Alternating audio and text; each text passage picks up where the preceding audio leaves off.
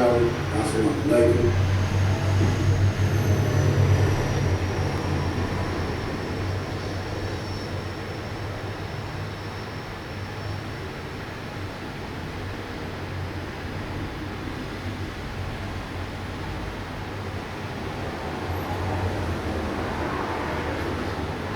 Peace, Black Power, Assalamu alaikum, Uncle Jocelyn, Hotep, or whatever your greeting is of peace.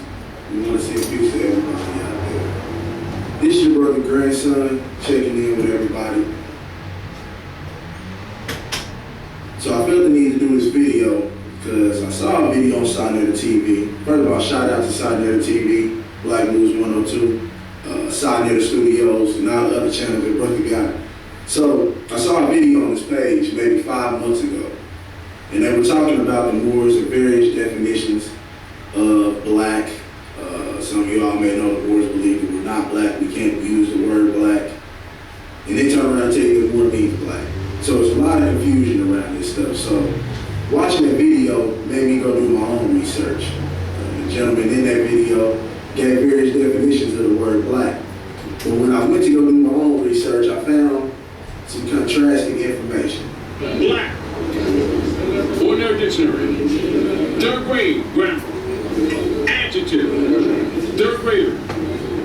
Baby. What's a proper noun? Baby. Proper noun, person, place, thing, or idea. What's an adjective? It's a modifier. It can modify a noun with qualification. But it cannot be an identity, it describes. It does not identify. Third grade grammar. So now I want to go back to the video where the gentleman clearly stated that black means, or black is an adjective. That's what he said. Now black is an interesting word because black has two parts of speech. It can be a noun, being a person, place, or thing, and it can be a modifier, which is what an adjective is.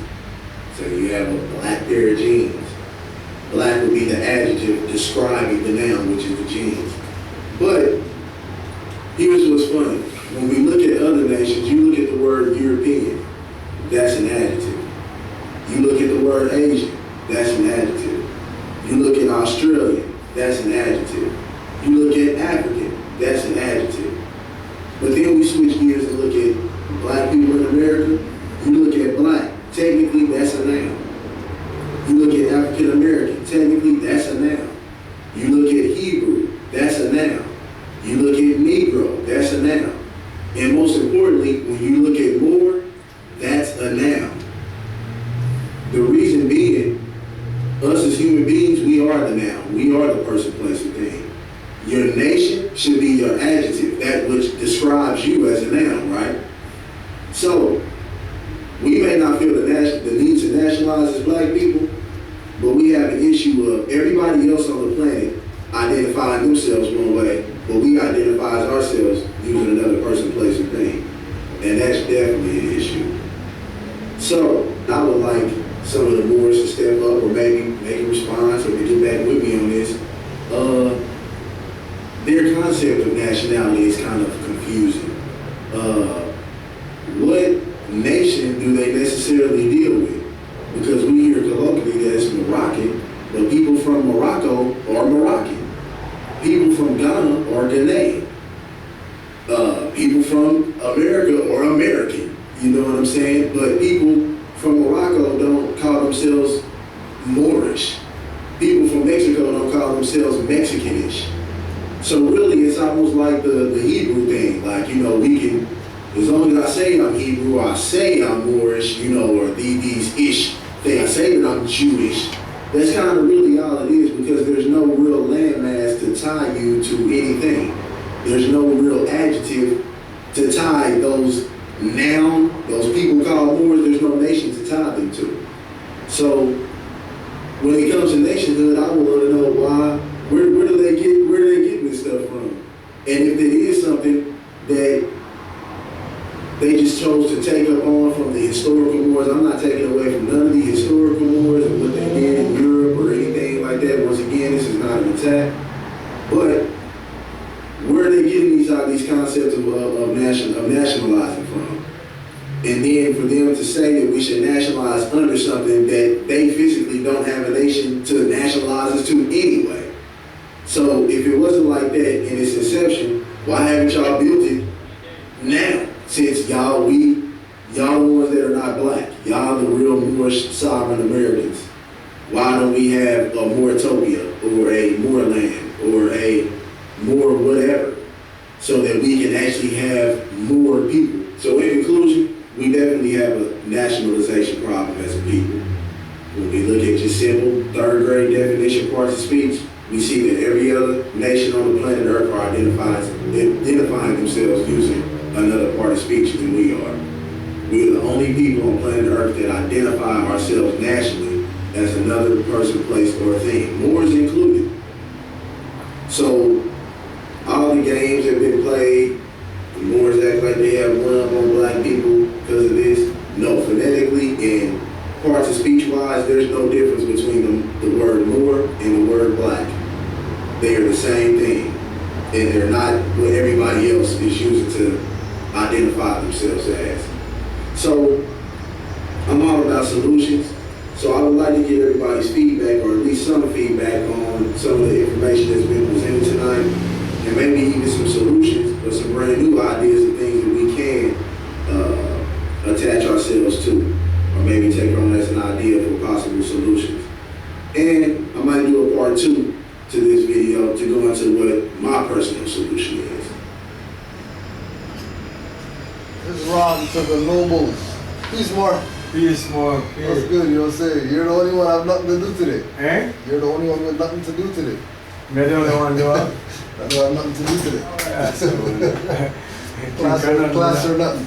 I don't know me have to do. I have things to do. Me have laundry to do. For real. And me have van to go up at this place, my storage thing there. I want to check out the what's No, going me on. have some things on the store there. You know? Oh, okay. Okay, so you do by the 10 if you pay 10 $11 it costs $15 tomorrow. Oh, extra. Yeah, Okay. it no matter to me. Yeah. Once Only the when the stuff funds safe, come, we can yeah, pay it, you know? for sure. Now man, when we come, I see but nobody no park on this side of way. Yeah, it's empty, huh? Nobody enough for park here. Yeah. Yeah. So we just listened to a little video Mm-hmm. with a brother, relating Moors to black, and how come Moors say one thing and then people from Morocco say something else, and where is the Moors stuff? In Morocco. If we're saying we're Moors or Uh-huh. we're whatever, then where is our stuff to make people say, oh wow, the Moors have whatever, okay, I'm gonna go be Moor, right?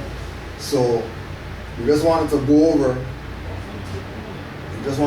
a couple things to show that there's it's not just our personal opinion, certain things that we say or whatever, right? It's not just our opinion. We're actually speaking about things that have like a historical reference point that anybody in the world could go research, so they can have the concept as to why Moors talk how Moors talk, and why we don't talk like Negro, black, colored people, conscious people, or whatever.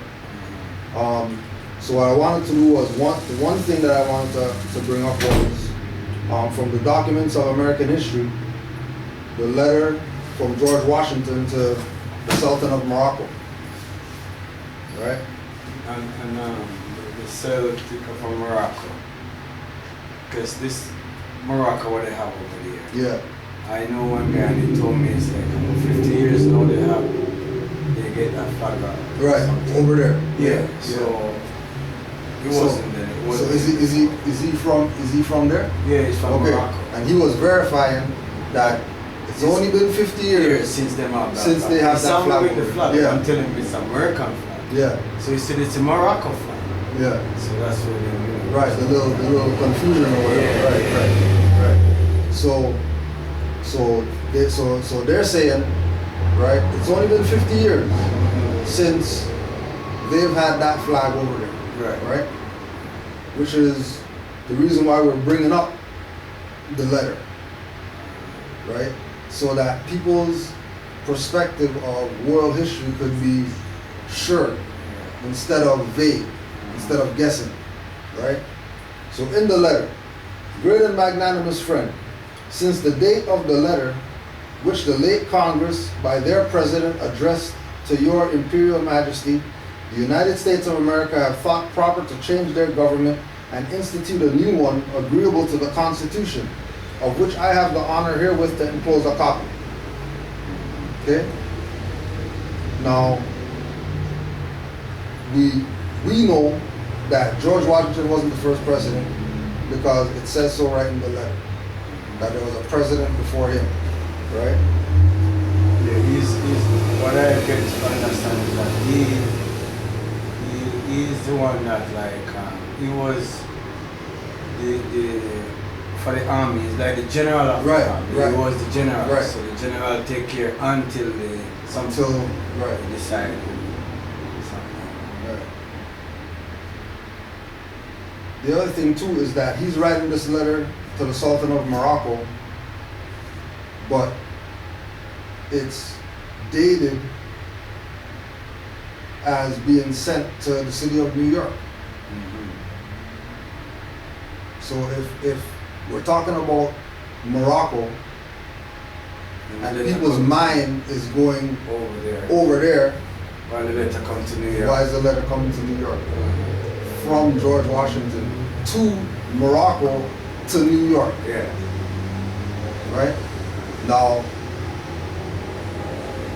people outside of the Moorish paradigm who think they know themselves don't read these things.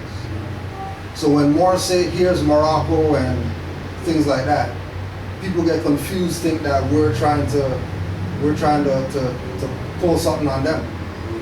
You know what I mean? We're trying to create something to get them in the jurisdiction of being Moors. When that's not our opinion. Before Noble Drew Ali, over here was Morocco. You know what I mean? Before Moorish Americans, over here was Morocco. And when an individual that everybody is familiar with does something, and there's never ever any type of refuting the fact, then more than likely it's legit. So nobody's ever refuted, nobody's ever asked the question, well, Sultan of Morocco, Morocco's over there. Yeah. Why is the letter even going to New York? Yeah. Why is New York even brought up for? You know what I mean? What's the purpose if over here is not Morocco? You know what I mean? Why is the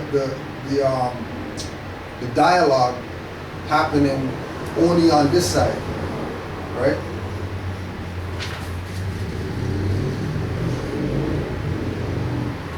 The time necessarily employed in the arduous task and the disarrangements occasioned by so great through peaceable a revolution will apologize and account for your majesties not having received those regularly advised marks of attention from the United States which the friendship and magnanimity of your conduct toward them afforded reason to expect.